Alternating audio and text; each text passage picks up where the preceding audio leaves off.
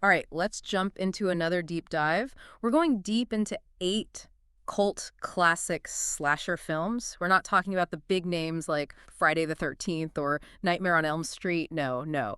We're going a little more underground today. But trust me, these films are just as gripping and they offer something really special. Yeah, we're diving into some true hidden gems today. These films really push the boundaries of the genre. We'll be talking about The Prowler, Curtains, The Funhouse, Maniac, Intruder, Tourist Trap, Pieces, and Madman. It's a real mix of styles and, well, terror. I'm excited. First up is The Prowler from 1981. This one is not your typical jump scare fest. It takes its time, builds suspense, and then, bam, unleashes some truly brutal kills. And we have the legendary Tom Savini to thank for those effects. Oh, but Savini's work on this is incredible. The pitchfork scene. Just thinking about it makes me squirm. But what sets The Prowler apart is that it goes beyond the typical slasher formula. It really explores some deeper themes. It's set in a small town that's haunted by a double murder at a graduation dance back in 1945. And guess what? They decide to revive the dance years later. Bad idea. Talk about tempting fate. And the killer isn't just some random guy in a mask, right? The Prowler is a former soldier, still in his WWII gear. He comes home and finds out his girlfriend has moved on. Brutal. Oh yeah, that backstory really adds another dimension to the whole film. You have PTSD, the psychological toll of war. It really makes you think about how veterans were treated back then. It explores the darkness simmering beneath the surface of this seemingly peaceful town, and of course the violence erupting from all that unresolved trauma. It's definitely more than just mindless slashing. It makes you think. All right, let's move from a small town to the world of showbiz. We're talking about Curtains from 1983. Now, this one had a really troubled production, and you know what? It actually adds to the film's eerie and fragmented feeling. It's strange, isn't it? It's almost like the chaos behind the scenes bled into the film itself. It has this unsettling, almost dreamlike quality. A group of actresses are auditioning for a role at this secluded mansion, and, well, things go very, very wrong. Oh, yeah. And that killer, that old hag mask, is pure nightmare fuel, especially in the ice skating scene. Chilling imagery for sure. But beyond the scares, Curtains delves into ambition and how far people will go to get what they want. It's a commentary on how the entertainment industry can be really exploitative, all the manipulation that goes on behind the scenes. It makes you wonder, doesn't it? What's the cost of fame, really? And what are people willing to sacrifice for it? Okay, from a creepy mansion, we're heading to a carnival funhouse. Get ready for the funhouse. This was directed by Tobe Hooper, the same guy who brought us the Texas Chainsaw Massacre, so yeah, it's going to be wild. This film will definitely make you think twice about stepping into a funhouse ever again. Imagine being stuck in one overnight. You witness a murder, and then the carnival owner's deformed son, Ginther, is after you. Tobe Hooper is a master at using setting to create this really unsettling atmosphere. And here, the carnival itself becomes a character. It's got vibrant colors, grotesque animatronics, this maze-like quality. It's like a reflection of the whole carnival experience. The duality. Yeah, it's a place of fun, but also a bit creepy. And Gunther, he's the killer, but you actually feel a bit of sympathy for him. You're right. It's like he's a product of this world, ostracized and abused. His actions, while horrific, come from a place of deep pain. He makes you question who the real monster is, doesn't he? It makes you think about how society treats people who are different, who don't fit in. Okay, brace yourselves. Next up is Maniac from 1980. This one. This one is not for the faint of heart. This film gets under your skin. It dives deep into the mind of Frank Zito. He murders women. And, well, let's just say he's got some disturbing rituals. It's intense and graphic. The violence is really in your face, and they use a handheld camera, so you're right there with Frank, seeing everything from his point of view. Tom Savini's special effects are, well, classic Savini. Maniac is definitely a tough watch, but it's a powerful exploration of mental illness, trauma. It doesn't try to give easy answers. It really forces us to confront the darkness that can exist in the human mind. It sparked a lot of controversy when it was released, but people are still talking about it, which says a lot. All right, let's go from the streets of New York City to a grocery store. Next up is Intruder from 1989. This one might make you think twice about working the late shift. Intruder's a simple premise. Employees working the late shift at a grocery store are stalked and killed. But the setting is what makes it work. It uses the familiar space of a grocery store to create this really claustrophobic and suspenseful atmosphere. And this one has a connection to Sam Raimi, the director of The Evil Dead. He didn't direct it, but he co-produced it. And you can definitely see his influence in the energy and style. Absolutely. Yeah. Intruder knows it's a B movie, but it's so creative Mm. and has this dark humor that elevates it. The kills are inventive, and the gore is Yeah. plentiful. It's got this playful, almost manic energy that's infectious. It flew under the radar for a while, but it's gained a cult following. People are rediscovering it and realizing how much fun it is. And scary, too. Okay, get ready to be creeped out by mannequins, because we're moving on to Tourist Trap from Oh 1979. yeah, Tourist Trap. This one will give you a whole new level of anxiety about mannequins. Yeah. A group of friends end up at this roadside museum run by, well, a telekinetic killer who uses mannequins to terrorize people. Imagine being surrounded by these things, not knowing if they're going to suddenly come to life. Mannequins have always creeped me out a little, but this film, it takes it to another level. The way Tourist Trap uses mannequins is brilliant. They blur the lines between real and unreal, creating this constant feeling of unease. It taps into our primal fear of things coming to life, Yeah. that fear of the inanimate turning on us. Ugh, yeah, I know exactly what you mean. And the museum setting is perfect. It's this dusty old place filled with mannequins and wax figures. It just feels otherworldly and unsettling. And then there's Mr. Slauson, the killer. He's just plain weird. Oh, he is. Mr. Slauson is a really unique slasher villain. Tourist Trap is a great blend of slasher tropes, psychological horror, and a bit of the surreal. It's low budget, but so original. Okay, buckle up. We're going to talk about Pieces from 1982. This film is as over-the-top as its title suggests. Definitely not for the squeamish. We're talking about a killer on a college campus who is collecting body parts to create, a jigsaw puzzle. Pieces is a film that revels in its absurdity. It's full of gore, crazy plot twists, and a very dark sense of humor. You'll either love it or hate it. It pushes boundaries and throws logic out the window. The kills are brutal, the plot is ridiculous, and it's all so over the top that it ends up being entertaining. Pieces is a prime example of exploitation cinema, the kind of films that thrive on shock value and pushing the limits of what you can show on screen. It's definitely earned its cult following over the years.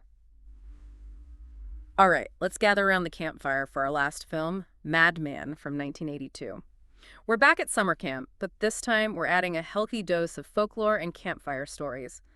A group of counselors accidentally summon a legendary killer, Madman Mars, just by saying his name. Nothing like a good campfire story gone wrong. Madman captures that feeling of vulnerability you get when you're out in the woods, isolated and surrounded by darkness. And that legend of Madman Mars just hangs over everything, creating this amazing tension. And Madman Mars is a terrifying villain. He's huge, silent, and absolutely brutal. There's something almost mythical about him, like he's more than just a man. He's like a force of nature. Madman doesn't rely on jump scares or tons of gore. It's all about building that atmosphere of dread, and when the violence happens, it's quick and brutal. Madman is a film that gets under your skin and stays with you. It makes you think twice about those scary stories we tell in the dark. It makes you wonder what's really lurking out there in the shadows. So there you have it. We've just scratched the surface of these 8 incredible cult slasher films. But now we want to hear from you. I think it's amazing how these films, even though they were made decades ago, can still really get to you. They tap into those fears we all share, the anxieties that don't really go away. Oh, for sure. They hold up a mirror to us, don't they? Showing us our fears, desires, even those dark impulses we try to hide. Exactly, they capture the anxieties of their time.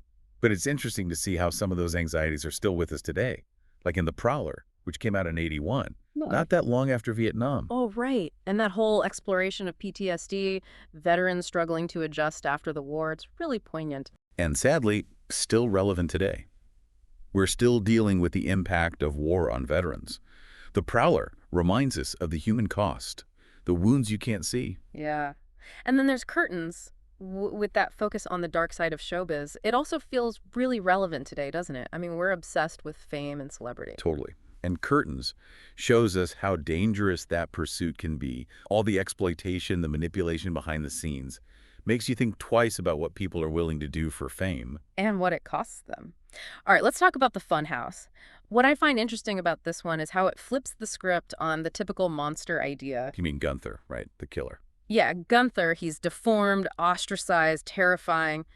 But Tobe Hooper actually makes you feel for him a bit. It makes you question who the real monster is. Because he's a product of his environment, a victim of abuse. Mm. It makes his violence tragic in a way. Right. And it makes us confront our own prejudices, how we judge people based on how they look or if they're different.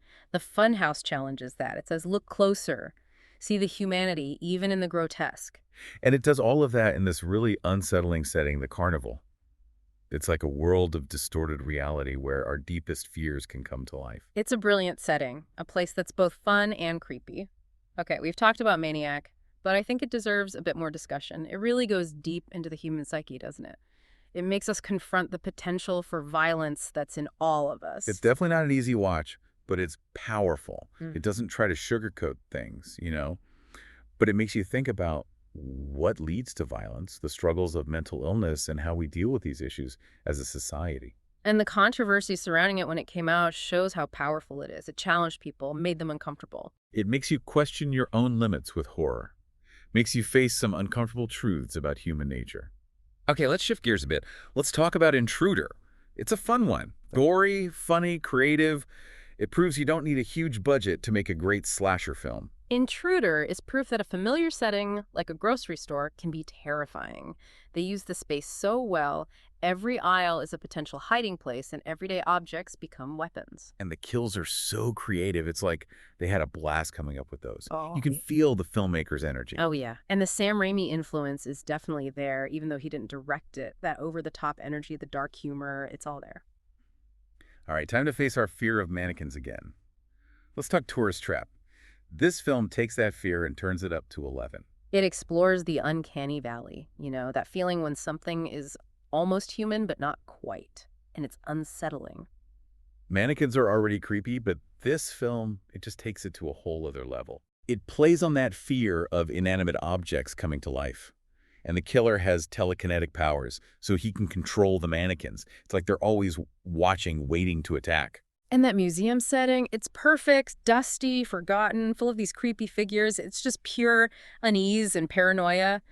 And Mr. Slauson, he's the creepiest part of it all. Oh, he's a great villain. So strange. Tourist Trap really blends different types of horror. It's slasher, it's psychological, it's even a bit surreal. Okay, now for something completely different. Pieces.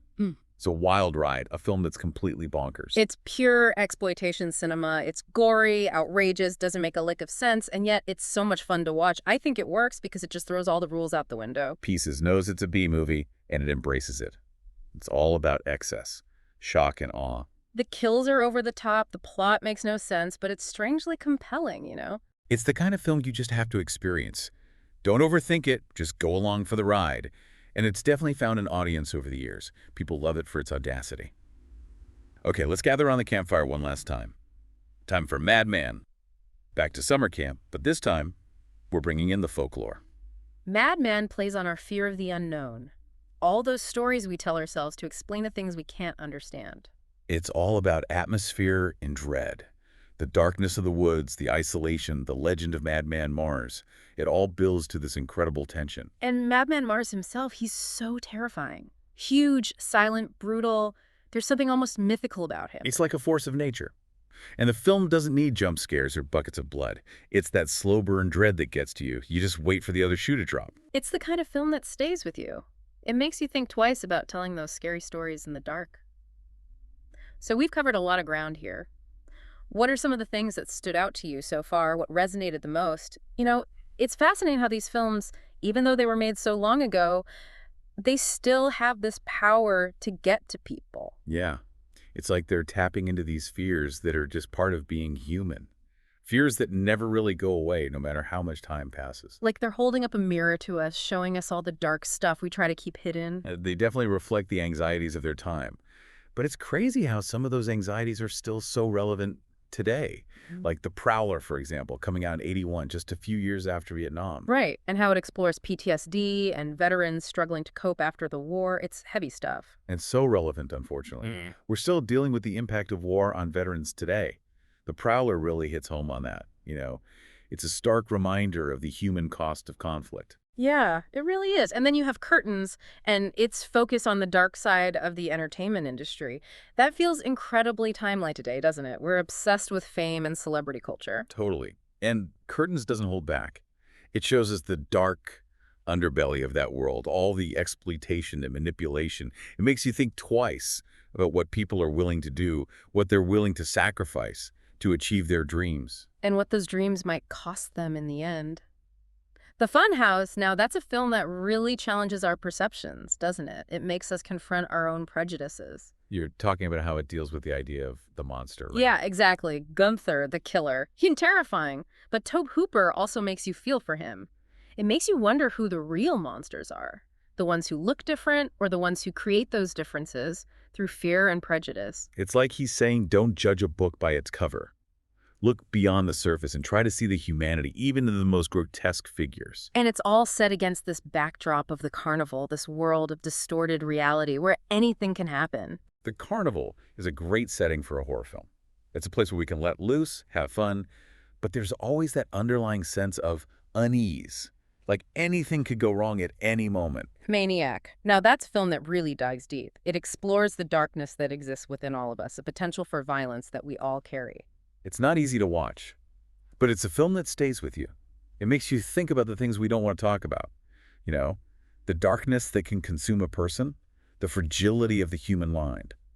It definitely pushes boundaries, but it also raises important questions. It makes us think about the roots of violence, the challenges of mental illness, and how we deal with those things as a society. It's not about providing answers. It's about forcing us to ask the hard questions. Okay, let's switch gears again. From the psychological intensity of Maniac to the pure B-movie fun of Intruder. It's a film that knows exactly what it is, and it doesn't try to be anything else. It embraces the slasher genre and injects it with a healthy dose of dark humor and creativity. It's a reminder that horror can be entertaining, even when it's dealing with some pretty dark themes. And it proves you don't need a big budget to make a memorable horror film.